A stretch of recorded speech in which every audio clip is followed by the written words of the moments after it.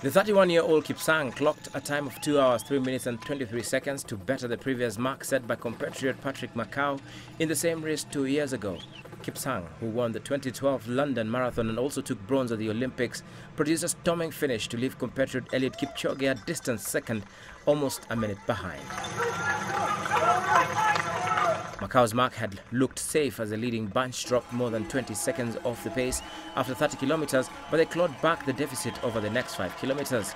With the group whittled down to 3 runners, Kipsang made his decisive move at the 37-kilometer mark and held off former 5,000 meters world champion Kipchoge before pulling well clear in the final 2 kilometers on the fastest of the big city courses.